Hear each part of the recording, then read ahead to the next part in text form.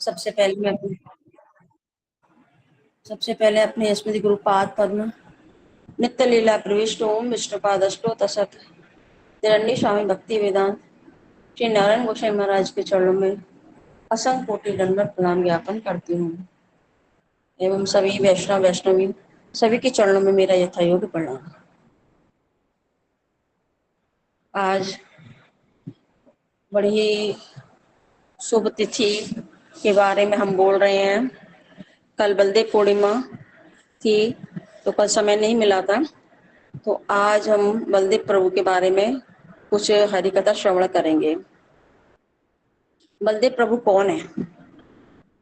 बलदेव प्रभु कृष्ण ही हैं, कोई अलग नहीं है। कृष्ण ही एक रूप में बलदेव प्रभु बने हैं और इस प्रकार से सेवा की जाती है। वो इस चीज को दिखाने के लिए एक अभिन्न अभिन्न कृष्ण ही है और बलदेव प्रभु के रूप में आए हैं। वो बस अंतर इतना ही है कि वो गोरे रंग के हैं, कृष्ण सांवले रंग के हैं। अंतर इतना ही है। और उनका जो बंसी बजाते हैं और ये सिंगा बजाते हैं, बस इतना ही अंतर है। और इनका जन्म कृष्ण के जन्म से 8 दिन पहले पूर्णिमा के दिन हुआ, जो कल निकल के गई है। 8 दिन पहले कुछ लोग बलदेव प्रभु के जो जन्म बलदेव छठ को मनाते हैं। राधाष्टमी से 2 दिन पहले छठ आती है, उसमें मनाते हैं। लेकिन शास्त्रों में वर्णन है कि बलदेव प्रभु की और कृष्ण की सारी लीला एक साथ में हुई है। एक साथ में उनके जन्म 8 दिन पहले हुआ। कहते कि यदि कृष्ण से 1 साल पहले जन्म होता तो उनका नामकरण संस्कार, चलना फिरना खेलना सब कुछ एक ही साथ में हुआ था, कैसे हो सकता था। और यहाँ तक कि कहते हैं कि बलदेव प्रभु ने आंख तक नहीं खोली थी उन्होंने, कि जब तक मैं अपने भाई कृष्ण का दर्शन नहीं कर लूंगा तब तक मैं अपने नेत्रों को नहीं खोलूंगा। तो क्या बलदेव प्रभु 1 साल तक आंख बंद कर रहे थे? 1 साल का बच्चा तो चलने भी लग जाता है। तो ये तो इसमें तो सारा वर्णन आया है ग्रंथों में कि एक एक क्रिया उनके एक साथ में हुई है। जब बलदेव प्रभु को लाकर कृष्ण के सैया पर लिटा दिया था साथ में, तो बलदेव प्रभु ने कृष्ण के दर्शन करके आंख खोली थी। तो इसलिए कहा जाता है कि बलदेव प्रभु का जन्म 8 दिन पहले ही हुआ है। और बलदेव प्रभु कौन है? सच्चिदानंद। भगवान श्री कृष्ण बोलते हैं, भगवान को बोलते हैं सच्चिदानंद। सच्चित और आनंद। सत माने सत्ता, जो बलदेव प्रभु में सत है। चिद माने कृष्ण और आनंद माने श्रीमती राधा रानी। ये तीनों को मिलाकर एक हैं और 3 अलग अलग रूप में भी हैं। जैसे राधा जी कृष्ण से अभिन्न है, ऐसे ही बलदेव प्रभु भी इनसे अभिन्न है, कृष्ण से अभिन्न है।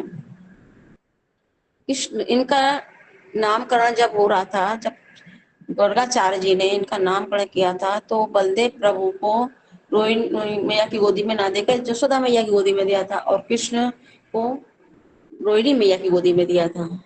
गौशाला में जाकर गर्गाचार्य जी ने इनका नामकरण किया, पता लगाने के लिए कि सचमुच में ज्योतिषी बढ़िया है या नहीं है। तो उन्होंने एक परीक्षा लेने के लिए ऐसा अलग अलग किया। तो गर्गाचार्य जी तो कोई साधारण ज्योतिष नहीं है, वो तो बहुत उत्तम कोटि के हैं। तो उन्होंने बता दिया कि जो रोहिणी मैया की गोदी है वो कृष्ण है और जसोदा मैया की गोदी में वो बलराम है। इनका नामकरण पहले कृष्ण के नाम से इनका पहले नामकरण किया गया। इनका एक नाम रखा गया बलदेव। बलदेव का अर्थ क्या है? जो बल के अधिष्ठात्री देवता हैं। यह सबसे ज्यादा बलवान जो है, जो हमें चिद बल प्रदान करने वाले हैं, हमको भक्ति में बल प्रदान करने वाले हैं। इनके ही बल से हम भक्ति में आगे बढ़ सकते हैं। तो बल के अधिष्ठात्री देवता ये बलदेव प्रभु हैं। हम कुछ भी एक कदम भी आगे भक्ति में बिना इनकी कृपा से नहीं बढ़ सकते हैं। और एक नाम इनका रखा बलराम। बलराम इनका नाम क्यों रखा? क्योंकि ये बहुत ही सुंदर हैं और सबको आनंद प्रदान करने वाले हैं, इसलिए इनका नाम रखा था बलराम। और एक इनका नाम है संकर्षण। संकर्षण क्यों? क्योंकि इनको देवकी मैया के गर्भ से आकर्षण करके रोहिणी मैया के गर्भ में स्थापित किया था, इसलिए इनका नाम संकर्षण है। देवकी मैया कंस कारागार में थी और जो वसुदेव जी हैं, वसुदेव की एक पत्नी देवकी है और एक पत्नी रोहिणी है। तो जब रोहिणी ब्रज में आई थी तो वो भी गर्भवती थी, 3 महीना का गर्भ था और ये भी गर्भवती थी। तो इनके गर्भ से आकर्षित करके रोहिणी मैया गर्भ स्थापित किया था कि कंस को पता लगेगा तो ये 7वां जो गर्भ था इसको भी नष्ट ना कर दे, इसलिए भगवान श्री कृष्ण ने अपनी योग माया को कहा कि तुम इसको उठा के रोहिणी मैया के घर में स्थापित कर दो। तो उन्होंने रोहिणी मैया के घर में इनको स्थापित किया था, इसलिए इनका एक नाम है संकर्षण। हाँ, और जो बलदेव प्रभु हैं सब रसों से भगवान श्री कृष्ण की सेवा करते, जो भी भगवान श्री कृष्ण एक एक वस्तु ही बलदेव प्रभु हैं। जैसे उनके छत्र, उनकी पादुका, उनका आसन, उनके वस्त्र, सब कुछ ही बलदेव प्रभु बने हुए हैं। सब प्रकार से बलदेव प्रभु उनकी सेवा करते हैं। बलदेव प्रभु ने दो असुरों का वध किया। सबसे पहले उन्होंने वध किया था धेनुकासुर का। धेनुकासुर कौन है? धेनुकासुर है गधा, जो मूर्ख है, कपटी नहीं है, मूर्ख है, अज्ञान है, अज्ञानी है। कैसे वो अज्ञानी है, कैसे वो मूर्ख है? तो गधा के ऊपर हम क्या करते हैं, सामान लाद देते, सामान ढोता हुआ लेकर जाता है और खाने को उसका क्या मिलता है? सूखी घास मिलती है खाने को उसको। और अच्छे अच्छे सामानों को लेकर पहाड़ों पे लेकर जाता है, चावल घी चीनी आदि सब बोरे उसको ऊपर लाद दी जाते हैं और उसको लेकर वो पहाड़ों पे लेकर जाता है, लेकिन खाने को उसको वही भूसा ही मिलता है। हाँ, ऐसे ही इस बता रहे हैं कि अज्ञानता की मूर्ति जो है धेनुकासुर है। और बलदेव प्रभु ने धेनुकासुर का वध क्यों किया? बलदेव प्रभु कौन है? बलदेव प्रभु अखंड गुरु तत्व है, कृष्ण भी है। बलदेव प्रभु अभिन्न कृष्ण भी हैं और अभिन्न गुरु तत्व भी हैं, अखंड गुरु तत्व भी हैं। गुरु जी क्या करते हैं? गुरु जी हमारे अंदर जो अज्ञान है उसका वध करते हैं। अज्ञान तिमिरांधस्य ज्ञानांजन शलाक्या, क्या करते हैं? अज्ञान रूपी अंधकार का वध करके ज्ञान रूपी अंजन हमारे नेत्रों में लगाते हैं। बलदेव प्रभु यही का काम यही है कि अज्ञान वध करना। तो बलदेव धेनु का तो क्या था? अज्ञानता की मूर्ति था। जो गधा जो होता है ना, सर्दी के बारिश के मौसम में पतला हो जाता है और गर्मी के मौसम में मोटा हो जाता है। और ऐसा क्यों होता है? क्योंकि गर्मी के मौसम में तो सूखी सूखी घास होती है, चरता चरता तरता तरता बहुत दूर निकल जाता है, बहुत दूर निकल जाता है तो उसको देख पीछे मुड़ के देखता है, वो मैं तो इतना खाता हुआ आ गया, सोच सोच के वो मोटा हो जाता है। लेकिन सूखी घास उसको मिलता तो है नहीं है, लेकिन मूर्ख है ना, तो क्या करता है वो पीछे से दिखता दिखता आता है, अरे मैं इतना लंबा खाता खाता आ गया, इस सोच सोच के वो मोटा हो जाता है। और बरसात के दिन में क्या होता है? बरसात के दिन में सब जगह हरियाली होती है, हरियाली घास होती है, उसके चलते चलते पेट भर जाता है तो उसको एक दुखी रहता है, अरे मैं तो इतनी जल्दी इतना से खाया, मैंने इतना से खाया, ये सोच सोच के वो पतला हो जाता है। ये इसको बोलते हैं अज्ञानता।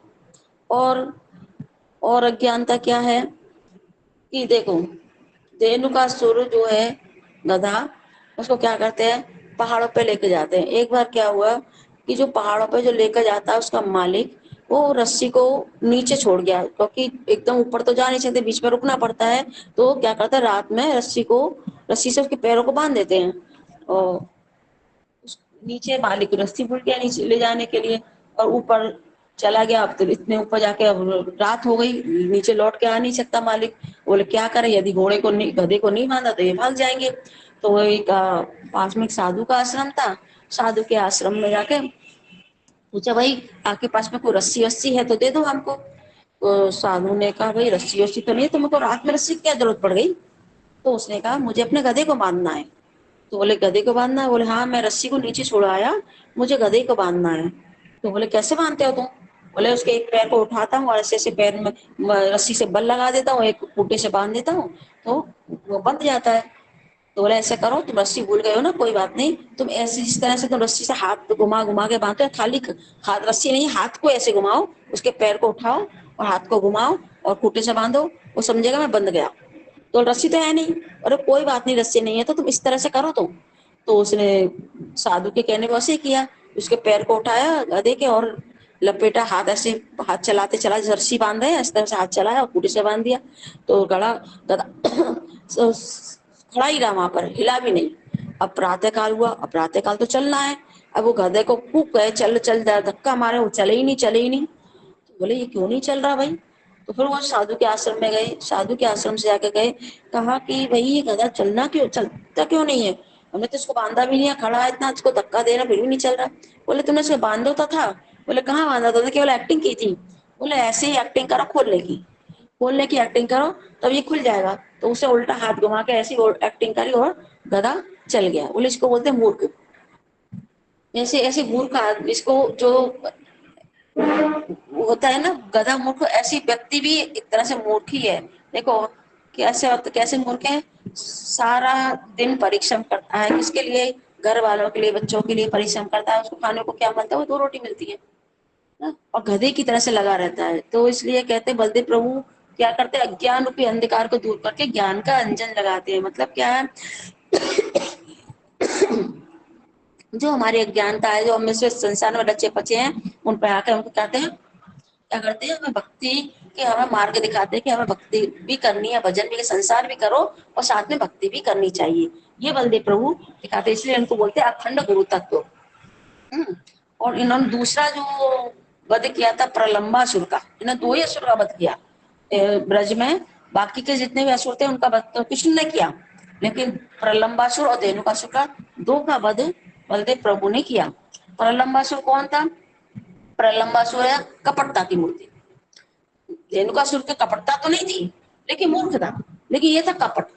कपटता क्यों? ये क्या कपटता की इसने, कि सखा का रूप धारण करके आया और सोचा कि मैं कृष्ण को मार डालूंगा। कंस का भेजा हुआ था, बोले मैं कृष्ण को मार डालूंगा। लेकिन जब सखा बन के आया तो कृष्ण को देखा ये तो बड़ा बलशाली दिखता है और इसको तो मारना, बड़ा चतुर भी है, इसको मारना मुश्किल है, क्यों ना मैं बलदेव को मार दूं, बलदेव प्रभु को मारूं। तो कृष्ण तो समझ गए कि ये असुर बन के आया है और खेल सखाओं के बीच में मिल गया और सखाओं के साथ पे खेलने लगा। तो कृष्ण ने क्या किया, उसको अपनी पार्टी में रख लिया। 2 पार्टी बनाई, एक पार्टी कृष्ण की थी, एक पार्टी बलदेव प्रभु की थी।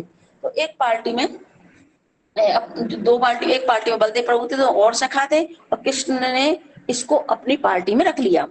अपनी पार्टी में रख गया तो अब कृष्ण के साथ में दोनों की लड़ाई हो रही है, तो कृष्ण जानबूझकर हार गए। और क्या क्या था, जो हार जाएगा तो क्या करना पड़ेगा, अपने कंधे पे बैठा कर, इतनी दूरी बताई थी, इतनी दूर तक उसको कंधे पे बैठा कर ले जाना पड़ेगा। जो हार जाएगा, हारी हुई पार्टी जीती हुई पार्टी को अपने कंधे पे बैठा के लेके जाएगी। तो अब ये हार गए, कृष्ण हार गए। तो कृष्ण अब बलदेव प्रभु की पार्टी थी, तो बलदेव प्रभु को क्या किया कि इसने बलदेव प्रभु को अपने कंधे पर उठा लिया। हाँ, कंधे पर उठा के लेके, अब जितना स्थान निर्धारित किया गया था कि इतनी दूर तक लेके जाना है, और उससे और ज्यादा दूर ले गया, और इसको उसने सोचा कि इसको मैं लेके मार डालूंगा। तो बलदेव प्रभु ने देखा कि ये तो और ज्यादा दूर लेके जा रहा है, इतना जहां तक का स्थान निर्धारित किया था यहाँ तक लेके जाना, उससे ज्यादा क्यों जा रहा है। फिर वो समझ, उसने अपना रूप बड़ा बनाया, मतलब असुर का रूप निकालने लगा। तो जैसे ही देखा कि असुर है, तो बलदेव प्रभु ने अपने मूसों से उसके खोपड़ी को फोड़ डाला और उसका वध किया। मतलब अज्ञानता की मूर्ति में, एक कपटता की मूर्ति, एक कपट रूप धारण करके आया था, मतलब है तो असुर और बन के आया था सखा। इसलिए उन्होंने, बलदेव प्रभु ने इसका वध किया। और बलदेव प्रभु ब्रज में कृष्ण के हर एक लीला में सहायता करते हैं। तो उनका दास रस से, सख्य रस से, बात्सल्य रस से, मधुर रस से, सब प्रकार से बलदेव प्रभु क्या करते हैं, इनकी कृष्ण के साथ में उनकी लीला में सहायक हैं। कैसे दास्य रूप रस में कैसे सेवा करते हैं वो, जब कृष्ण थक जाते हैं तो क्या करते हैं, उनको पत्ते, बड़े बड़े पत्ते लेते हैं, केले का पत्ता आदि लेके उनकी हवा करते हैं। थक जाते हैं तो अपनी गोदी में लिटा के उनके चरण दबाते हैं। इस प्रकार से वो उनकी सेवा करते हैं। और सख्य रस में कैसा करते हैं, सख्य रस में उनके साथ में खेलते हैं, कभी उनके साथ में खेलते में उनको हरा देते हैं, कभी खुद हार जाते हैं, और इस प्रकार से वो सख्य रस में सेवा करते हैं। बात्सल्य रस में वो थक जाते हैं तो उनको खिलाते हैं, पिलाते हैं, गोदी में सुलाते हैं। इस प्रकार से वो वात्सल्य रस में उनकी सेवा करते हैं। सब माँ अपने बच्चे का करती है, उसी प्रकार से बलदेव प्रभु कृष्ण की सेवा करते हैं। और फिर भी इनको संतुष्टि नहीं होती कि मैंने इनकी सेवा के और सेवा करना चाहते हैं और सेवा करना चाहते हैं, तो फिर ये मधुर रस में तो पुरुष का प्रवेश नहीं है। कृष्ण की लीला में कृष्ण के साथ में गोपियों का प्रवेश, गोपियां हैं, तो बलदेव प्रभु ने कैसे उनकी सेवा में जाएंगे? तब बलदेव प्रभु अनंग मंजरी का रूप बना के उनकी सेवा में जाते हैं। अनंग मंजरी कौन है? राधा जी की छोटी बहन है। तो छोटी बहन बन के क्या करते हैं? उनकी सेवा में जाते, कृष्ण की सेवा करते हैं। इस प्रकार के बलदेव प्रभु सब प्रकार से कृष्ण की सेवा करते हैं। और एक दिन गौचारण के समय भगवान कृष्ण का, अभी छोटे छोटे थे, तो बोले नंद बाबा से, बोले बाबा हम भी गाय चराएंगे, हम तो बड़े हो गए हैं। बाबा बोले अभी तुम बच्चे हो। बोले कहाँ हम बच्चे हैं, इतने दिन से आप गाय चरा रहे हो, अब हम गाय चराएंगे, हमको भी गाय चरानी, अब आप बड़े हो गए हो, बूढ़े हो गए, आप बैठो हम चलाएं, गाय को चराने जाएंगे। तब नहीं माने, तो नंद बाबा ने छोटे छोटे बछड़ों को दे दिया कि जाओ तो पास में ही चरा के आना, दूर मत जाना, पास में चरा के आना। तो ये चराने के लिए उस दिन बलदेव प्रभु गौचारण में नहीं गए थे। जिस जिस दिन ये लेके गए थे उस दिन बलदेव प्रभु नहीं गए थे। उस दिन क्या हुआ कि कृष्ण अपने सखाओं के साथ में बैठे थे, और उस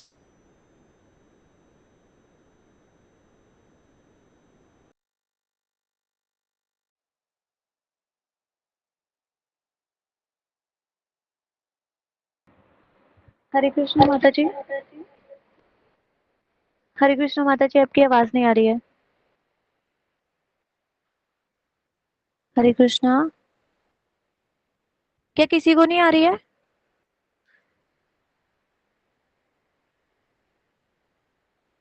हरे कृष्णा। रख दिया। तो खाने के बाद में सखा लोग खेलने लगे। तो खेलते खेलते एक अजगर आया, अगासुर। अगासुर आया तो अगासुर बड़े सुंदर, उसके जीभ थी जैसे गलीचा बिछा हुआ है, उसने मुख को खोल रखा था, और एक मुंह का नीचे का हिस्सा धरती से लगा हुआ था और ऊपर का हिस्सा आकाश से लगा हुआ था। बोले जैसे उसने सोचा कि कृष्ण को मैं चबा डालूंगा और मार डालूंगा। तो सखा लोग ने देखा कि अरे ये तो बड़ी अच्छी जगह है। कृष्ण से कहने लगे, कृष्ण भैया कन्हैया, ये तो बहुत अच्छी जगह है, हम यहाँ पे खेलने के लिए जाएंगे। तो कृष्ण ने कहा देखो भैया, यहाँ पे नहीं जाना, नहीं जाना, लेकिन सखा का मानने वाले हैं। सखा तो उसके अंदर घुस गए। जब घुस गए सखा, तो अब कन्हैया बोले ये तो बेचारे भोले वाले मेरे सखा लोग हैं, कहीं ऐसा ना हो ये असुर है, कहीं मेरे सखाओं को खा ना जाए। तो स्वयं कृष्ण उसके अंदर घुस गए। जब उनके अंदर घुस गए, उसके मुख के अंदर घुस गए, तो उसने मुंह बंद करा। अगासुर ने मुंह को बंद करा। जैसे ही मुंह बंद करने लगा, तो भगवान ने अपना शरीर इतना लोहे जैसा बना लिया, और वो बंद नहीं कर पा रहा, मुंह को बंद नहीं कर पा रहा, बड़ी कष्ट से बंद करे रहा था। उससे क्या होगा, बंद तो कर नहीं पाया, उसका तालू फट गया, ऊपर से मस्तक फट गया, उसमें से एक ज्योति निकली, और ज्योति निकल के क्या होगा, और घूमते घूमते घूमते भगवान श्री कृष्ण के चरणों में समा गई। और ये दोनों लीलाएं उन्होंने देखी, किसने? ब्रह्मा जी ने। जब ब्रह्मा जी ने देखी ये दोनों लीलाएं, कि एक तरफ देख रहा हूँ कि ये सखाओं का जूठा खा रहे हैं, खिला रहे हैं, दूसरी तरफ मैं देख रहा हूँ कि ये जो इतना बड़ा असुर है, इसके मस्तक से ज्योति निकली और ज्योति घूमते घूमते इनके चरणों में समा गई, ये है कौन है? तो उन्होंने फिर क्या किया, सखा लोग खेलने के लिए लगे, खाने के लिए लगे, खेलने के लिए दोबारा से, तो फिर उन्होंने बछड़े को छोड़ दिया था, सखाओं ने, चढ़ते रहेंगे बछड़े। तो बछड़ों को क्या किया, ब्रह्मा जी ने चुरा लिया, चुरा के कंदरा में रख दिया। फिर सभी सखा लोग देखने लगे, हमारे बछड़े कहाँ गए, बछड़े कहाँ गए, बछड़ों को ढूंढने लगे, ढूंढते ढूंढते वो निकल गए दूर। तो ब्रह्मा जी ने सखाओं को भी चुरा के कंदरा में बंद कर लिया। जब कंदरा में बंद कर लिया, तो फिर कृष्ण देखने लगे कि बछड़े भी नहीं है और सखा भी नहीं, सब कहाँ गए। उन्होंने आंख बंद करके देखा, ओ ये तो ब्रह्मा जी की करतूत है। तो ब्रह्मा जी ने सारे हमारे बछड़ों को और सखा को चुरा लिया है। तब भगवान ने क्या किया, ठीक है ब्रह्मा जी तुम चोरी करो। उन्हें अपने ही स्वरूप से जितने बछड़े थे और जितने सखा थे, स्वयं कृष्ण बन गए, स्वयं कृष्ण बन गए, और ऐसे प्रतिदिन की तरह से गोचारण लीला करने के लगे। अब करते करते करते करते एक साल बीत गया। एक साल बीत गया, तो साल बीतने से दो तीन तीन चार दिन पहले बलदेव प्रभु सोचने लगे कि मैं क्या देख रहा हूँ। मैं ये देख रहा हूँ कि पहले तो जो गैया थी, उनके अब तो साल के अंदर दूसरे बच्चे हो गए थे।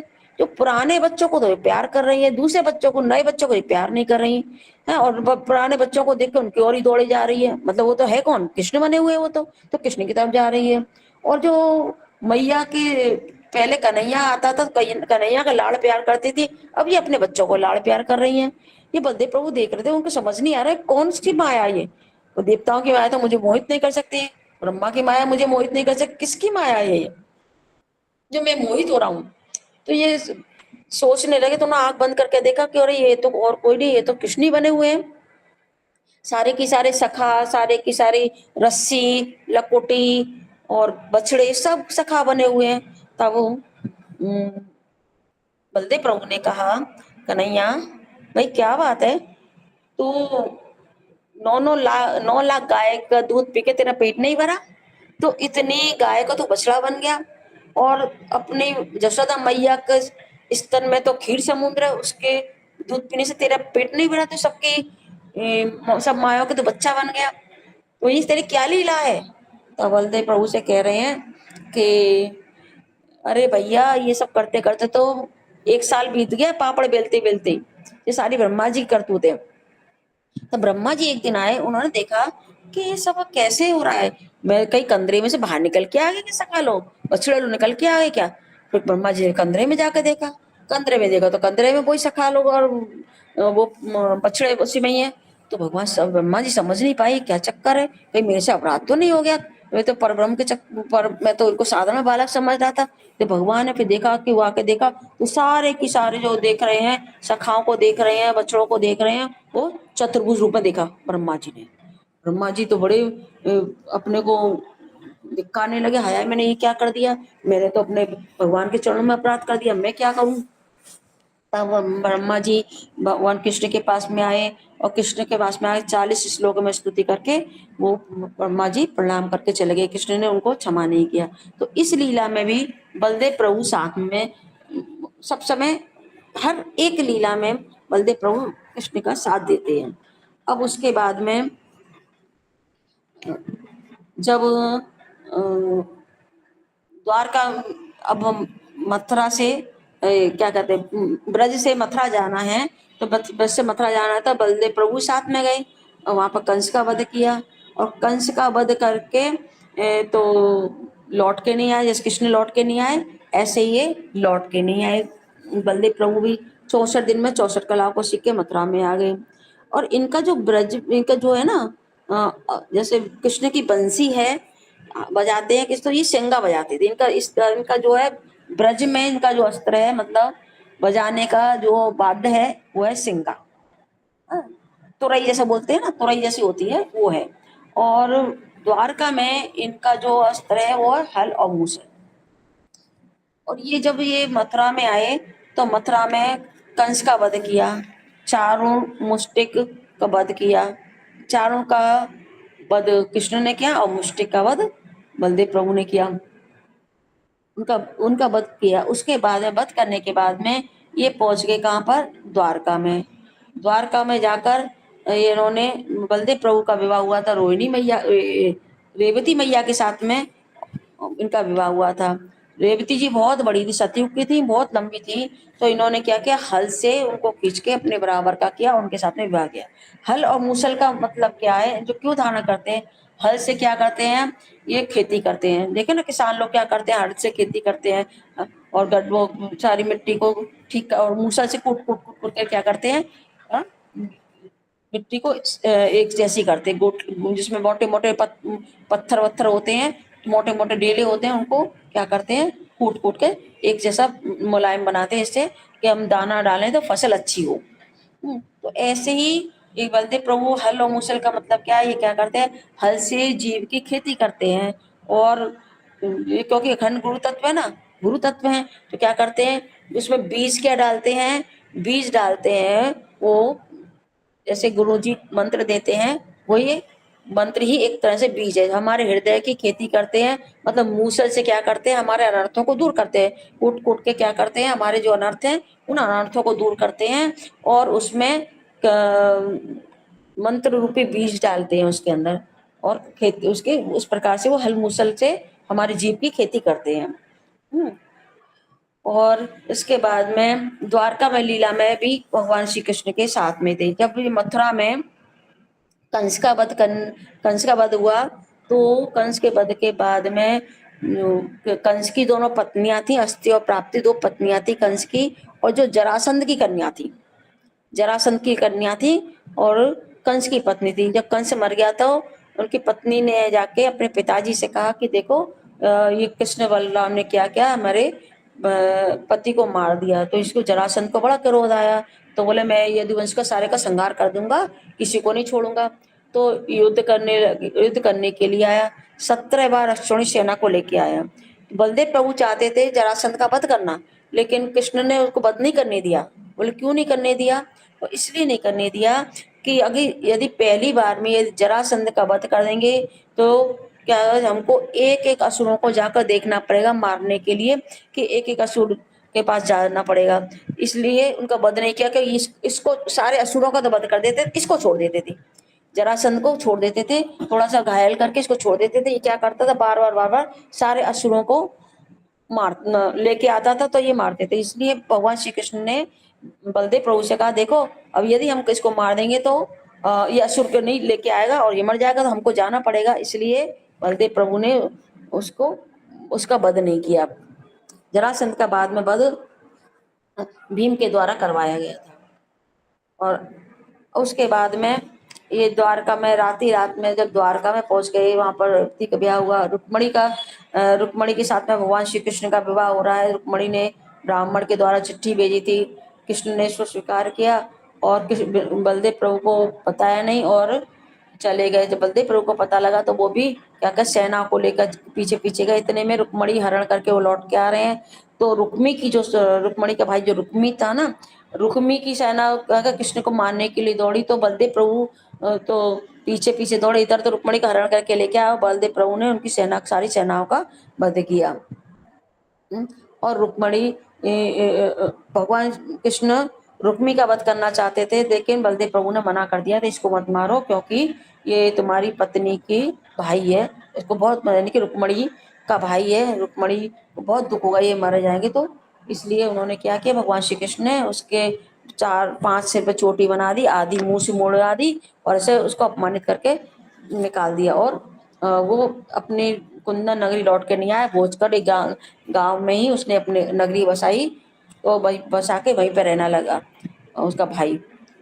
अब आगे बलदेव प्रभु की और लीला आती है। बलदेव प्रभु जी ने गदा युद्ध सिखाया था किसको, दुर्योधन और भीम को। दोनों ही इनके शिष्य थे और दोनों ही अच्छे उनके जो गदा युद्ध में प्रवीण हो गए थे, दोनों ही अच्छे से गदा युद्ध करते थे। तो युद्ध से पहले बलदेव प्रभु चले गए थे तीर्थ भ्रमण करने के लिए। तो तीर्थ भ्रमण करने के लिए गए थे, तो वहां पर नैमिषारण्य में पहुंचे। नैमिषारण्य में लोमहर्षण सूत जो कि पुराणों के वक्ता थे, पुराणों का पाठ करते थे, और वो देखा बलदेव प्रभु ने पुराणों का पाठ कर, बड़े बड़े ऋषि मुनि उनकी कथा को सुनने के लिए बैठे हैं। तो बलदेव प्रभु गए तो उसने उठ के सम्मान नहीं किया। नियम होता है कि जब हमसे कोई श्रेष्ठ या गुरु वर्ग कोई आए, तो हम भले कितने भी ऊंचे आसन पे क्यों ना बैठे हो, हमें तुरंत उतर के उनको प्रणाम करना चाहिए, नियम होता है। हाँ, ना यदि ना भी तो बैठे बैठे तो कम से कम उनको सिर झुकाकर हाथ जोड़कर सिर झुकाकर प्रणाम करना चाहिए। लेकिन ये रोमहर्षण सूत ने तो किया नहीं, उसको अभिमान था कि मैं पुराणों का वक्ता हूँ और बड़े बड़े ऋषि मुनि मेरी कथा को सुनने के लिए आते हैं, तो ये इसको अभिमान था। तो बलदेव प्रभु ने देखा अरे इसको तो जरा सा भी वो नहीं है कि किस प्रकार से इसके अंदर दीनता भी नहीं है कैसे बड़े को सम्मान किया जाता है, ये इसको नहीं पता, तो ये क्या शिक्षा देगा, लोगों को क्या शिक्षा देगा। तो बलदेव प्रभु ने क्या किया, एक घास को उठाया और उसके गले पे लगा दिया। गले से लगाने से उसका क्या हुआ, सिर से धड़ से सिर अलग हो गया और उसका वध हो गया। जब वध हो गया तो सभी जो ऋषि मुनि बैठे थे तो कहने लगे कि हम कैसे हम कथा सुनेंगे, किससे हम कथा सुनेंगे, कौन हमको कथा सुनाएगा। तब उनका ही पुत्र था, छोटा सा बच्चा था जिसका नाम था उग्र श्रवस। तो उसके मस्तक पर बलदेव प्रभु ने हाथ रखा और हाथ रख के उस वो धड़ धड़ धड़ धड़ धड़ करके वो पुराणों का और भागवत का वक्ता बन गया। वो उसके ऊपर भगवान ने कृपा की। और ऐसे जो अधर्मी है, जो धर्म की नहीं जानते हैं, किस प्रकार से किसका सम्मान करना चाहिए, किसका नहीं करना चाहिए, उसको नहीं पता, तो वो क्या पाठ करेगा, ये शिक्षा देने के लिए बलदेव प्रभु ने उसका वध किया। उसके बाद में जब युद्ध समाप्त पे आ गया था, तो दुर्योधन की जंघा पर भीम ने प्रहार किया। ये देखकर बलदेव प्रभु का बड़ा क्रोध आया। बलदेव प्रभु को क्रोध आया तो बलदेव प्रभु ने भीम से कहा कि तुमको मैंने यही शिक्षा सिखाई है क्या? जब कहा कि कमर से नीचे पर आघात नहीं किया जाता है, तो तुमने ये क्या किया, तुमको यही शिक्षा सिखाई थी मैंने। तो इतने में कृष्ण आ गए और कृष्ण ने कहा, क्यों अभी तुमको ये, अब तुम आके ये देख रहे हो ये अधर्म है। जब जब इन्होंने इतना अधर्म किया था, कदम कदम पे इन्होंने अधर्म किया, जब आप उन्होंने नहीं देखा कि क्या अधर्म किया। तो बलदेव प्रभु तो तीर्थ यात्रा में गए हुए थे, तो जब देखा कि इन्होंने इस प्रकार से कहा कृष्ण ने कि किस प्रकार से अम, अभिमन्यु को मारा और किस प्रकार से हर कदम कदम पे इन्होंने अधर्म किया, तब बलदेव प्रभु समझ गए कि वो, जब बलदेव प्रभु देखते हैं ना कृष्ण जो बात कह रहे हैं, तो बलदेव प्रभु देखते हैं ये सत्य कह रहा है, तो बलदेव प्रभु पीछे हट जाते हैं, अपनी अपनी चलाते हैं। क्योंकि ये बड़े भाई है ना, तो अभी तो पहले बड़े भाई बन के इसलिए आए थे कि रामचंद्र जी की लीला में तो ये लक्ष्मण थे। लक्ष्मण, और लक्ष्मण को सारा आदेश पालन करना पड़ता था, चाहे वो उनको पसंद आता था या नहीं आता था। जैसे सीता जी का वनवास, वो नहीं चाहते थे लक्ष्मण जी, क्योंकि जानते थे सीता माता तो पवित्र हैं, तो इनको वनवास नहीं चाहते थे, फिर भी राम की आज्ञा का उन्होंने पालन किया, तो उनको वनवास दिया था। तो बोले अब की बार मैं आऊंगा तो मैं बड़ा भाई नहीं बनकर, अब की बार छोटा भाई छोटा भाई नहीं बड़ा भाई बन के आऊंगा, क्योंकि मुझे आदेश पालन ना करना पड़े, अब मैं इसके ऊपर आदेश चलाऊंगा। और अभी ये क्या करते, क्योंकि सेवक धर्म कर निभा रहे हैं ना ये, तो सभी तरह से निभा रहे हैं, सेवक धर्म भी निभा रहे हैं और सख्य बात सभी निभा रहे हैं। तो उन्होंने कहा, जब अब देखा कि सचमुच पीछे, क्योंकि कृष्ण तो झूठ बोलेगा नहीं, तो अधर्म किया ही होगा इसने, तो बलदेव प्रभु पीछे हट गए। तो इस प्रकार से दुर्योधन का भी वध कराया था। तो दुर्योधन जो था, तो एक बार दुर्योधन ने क्या किया, बलदेव प्रभु की बड़ी सेवा की, बहुत सेवा की बलदेव प्रभु की। तो बलदेव प्रभु गुरु है, लेकिन इसके अंदर में एक कपटता रूपी सेवा थी, कोई शुद्ध सेवा नहीं थी उसके अंदर, कि कोई निर्मल मन से सेवा कर रहा, उसके अंदर कपटता से सेवा करता था। वो दुष्ट तो है ही है, दुष्ट प्रवृत्ति का आदमी तो के अंदर दुष्टता तो रहेगी ना। तो सेवा करते बलदेव प्रभु बोले, बड़ी तो सेवा कर रहा है मेरा भाई, क्या चाहता है तू, वर मांग क्या चाहता है। बोले क्या, मैं तो आपकी सेवा कर, क्या आपको प्रसन्न करना चाहता हूँ, मुझे कुछ नहीं चाहिए। बोले मांग ले भाई, क्या चाहता है तू, बता तो दे क्या चाहता है। तो बोले वर नहीं चाहिए, मुझे वधू चाहिए। वधू? बोले क्या वधू क्या चाहिए? बोले तुम्हारी जो बहन है सुभद्रा, उससे मेरी शादी करा दो। तो बोले ठीक है, क्योंकि बलदेव प्रभु के तो बहुत प्रेम करते थे इससे, दुर्योधन से, तो ठीक है। अब ये बात भगवान श्री कृष्ण को पता लगी। जब पता लगी कृष्ण को, तो कृष्ण ने कहा कि अरे यदि ये तो दुर्योधन से इसका विवाह हो गया सुभद्रा का, तो बड़ा अनर्थ हो जाएगा। तो उन्होंने तुरंत अर्जुन को बोला, अर्जुन तुम क्या करो, तुम साधु का वेश धारण करके आओ। एक दिन अर्जुन एक पथिक, रास्ता चलते हुए साधारण पथिक का वेश बना के जा रहा था, तो पता लगाना चाहता था कि ये सचमुच में सुभद्रा मुझे चाहती है या नहीं चाहती। तो उसने ऐसे ही देखा, तो सुभद्रा ने कहा, तो बोले तुम अर्जुन को जानते हो? और अर्जुन को बोले हाँ, अरे वो क्या है, वो तो बेकार आदमी है, उसको कुछ आता जाता जाता है नहीं है, और बेकार का आदमी है, लड़ाई झगड़े करता रहता है। बोले ये क्या बोल रहे हो अर्जुन के बारे में, हमारा अर्जुन ऐसा नहीं है, अर्जुन तो बहुत अच्छा है। तो अर्जुन ने ये सब, क्योंकि वो खुद ही अर्जुन था, तो अर्जुन समझ गया कि सचमुच में ये मेरे को पसंद करती है। तो कृष्ण ने कहा एक दिन अर्जुन से, अर्जुन ऐसा है, तुम सुभद्रा को पसंद कर, सुभद्रा भी तुमको पसंद करती है, तो तुम क्या करना, तो एक बार तुम साधु का वेश बना के आना। साधु का वेश बना के आया अर्जुन, उस गांव में आया जहाँ पर कृष्ण के जो द्वारका में, वहां पर आए और कहा कृष्ण ने कि तुम साधु बन के बजा, और बिल्कुल जैसे सन्यासी साधु होते हैं इस तरह से रहना। तो ये सन्यासी साधु के तरह रहे, और सभी लोग उनको प्रणाम करने के लिए, दर्शन करने के लिए प्रणाम कर रहे, आशीर्वाद दे रहे, सब कुछ कर रहे। तो सुभद्रा को भी कहा कि तुम जाओ, इसकी सेवा में लग जाओ, सेवा करो। और सुभद्रा को बता दिया इस वो नहीं है, ये तो अर्जुन ही है। तो सुभद्रा से कहा कि तुम क्या करो, रथ तैयार है, तुम क्या करना, इसका अपहरण करके लेके जाना। तो इधर सुभद्रा ने देखा अर्जुन बैठा है, तो रथ तैयार है, रथ पे सुभद्रा ने अर्जुन को चढ़ाया और हरण करके लेके जा रही है। तो बलदेव प्रभु देख रहे हैं, अरे कह रहे हैं कन्हैया कन्हैया देख देख देख, ये क्या कर रहे हैं, ये क्या हो रहा है, क्या हो रहा है। बोले क्या हो रहा है। तो बोले अरे तू चुपचाप बैठ, देख देख नहीं रहा कि ये सन्यासी बाबा क्या कर रहा है, हमारी बहन को हरण करके लेके जा रहा है। तो वो चुप बैठे, अरे तू चुप क्यों बैठा है, देखता क्यों नहीं है। बोले मैं तो ये देख रहा हूँ कि वो सन्यासी तो सुभद्रा का हरण नहीं कर रहा, मुझे लग रहा है सुभद्रा ही सन्यासी का हरण करके लेके जा रही है। तो देखा देखो, रथ की डोरी किसके हाथ में है? और देखा तो सुभद्रा के हाथ में। तो सचमुच में ये तो सुभद्रा ही हरण करके लेके जा रही है। वो समझ गई, ओ लगता है कन्हैया तेरी इच्छा है, तेरी इच्छा से ही सारा हो रहा है, तो तू ये करा रहा है। तो बोले अरे तुम पहले ही बता देता कि ऐसी बात है कि सुभद्रा अर्जुन को पसंद करती तो मैं क्यों करता। तो बड़े सम्मान के साथ में अर्जुन का और सुभद्रा का उन्होंने विवाह विवाह कराया और बड़े बड़े प्रेम से उनको दोनों को विदा किया। और बलदेव प्रभु ने एक द्विविध वानर का वध किया था, द्वारका में थे जब उन्होंने द्विविध वानर का वध किया था। द्विविध वानर जो था, कृष्ण को, बलदेव प्रभु को तो नहीं चाहता था, कृष्ण को चाहता था। ऐसे रामलीला में भी वो था द्विविध वानर, वो लक्ष्मण को नहीं चाहता था और क्या करता था, कृष्ण को चाहता था, रामचंद्र जी को चाहता था, सम्मान करता था, लेकिन नहीं करता, ये लक्ष्मण का नहीं करता था। तब इधर क्या हुआ, द्वापर की लीला में बलदेव प्रभु अपनी सखियों के साथ, गोपियों के साथ में बैठे हैं।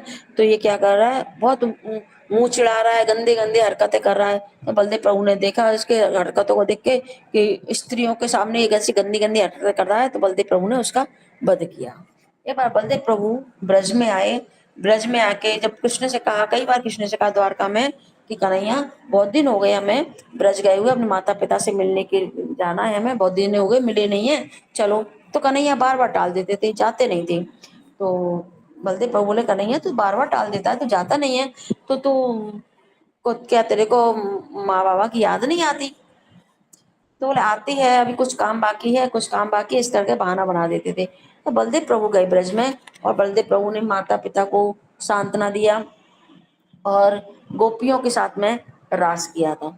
और जो कहाँ पर किया था, रामघाट पर, शेरगढ़ में रामघाट पे जमुना जी जा रही थी, गोपियों को प्यास लगी तो जमुना जी जा रही थी, जमुना जी को कहा आओ तो हाय गोपियों को प्यास लगी है, पानी पिला दो। तो जमुना जी तो नहीं पिला रही है, तो जब उन्होंने हल से खींच के जमुना जी को ऐसे खींच लिया और अपनी तरफ खींच के, जो जमुना जी फिर ऐसे तो टेढ़ी होकर घूमते हुए जा रही हैं, फिर गोपियों के उन्होंने प्यास बुझाई और गोपियों को सांत्वना देकर फिर वो लौटकर बाद में ब्रज में द्वारका में वो लौटकर आ गए। इस प्रकार से ये बलदेव प्रभु की सब समय कृष्ण के और ब्रजवासियों की लीला में सब समय सहायक है। तो आज और ये इनको बोलते हैं के केशव अवतार, शेष अवतार भी बोलते हैं, केशव अवतार। जो बलदेव प्रभु को अनंत देव भी बोलते हैं, अनंत देव भी बलदेव प्रभु ही हैं। संकर्षण, गर्भो दिशाई, काणव दिशाई, क्षोभ दिशाई, जितने भी जो विष्णु हैं, तीन तीन पुरुष जो है, काणव दिशाई, गर्भो दिशाई और खीरो दिशाई, ये ही बलदेव प्रभु के ही अंश अंश हैं। मूल बलदेव प्रभु हैं, फिर उसके बाद में मूल संकर्षण के रूप में द्वारका में महासंकर्षण के रूप में है, फिर उनके बाद में ये तीनों पुरुष के रूप में है जो इनके अंश और कला हैं। और अनंत देव जो है वो भी बलदेव प्रभु का ही एक एक उनका अवतार है, अंश आता है। तो आज बलदेव प्रभु के जो तिथि है, आविर्भाव तिथि है, हम उनको प्रणाम करते हैं, उनसे कृपा प्रार्थना करते हैं कि वो हमारे ऊपर कृपा करें कि जे हम लोग, वो अखंड गुरु तत्व है और हम अज्ञानी जीव हैं, हमारे पे क्या करें, हमारे अज्ञान को दूर करके हमारे ऊपर ज्ञान का अंजन लगाएं और हमें भक्ति में आगे बढ़ाएं। इतना कह के मैं अपने वक्तव्य को विराम देती हूँ। यदि आप लोगों का कोई प्रश्न हो तो आप प्रश्न कर सकते हैं, कि आपका कोई प्रश्न हो तो। हरे कृष्णा। हरे कृष्णा। अगर किसी का कोई क्वेश्चन है तो प्लीज हैंड रेज करिए।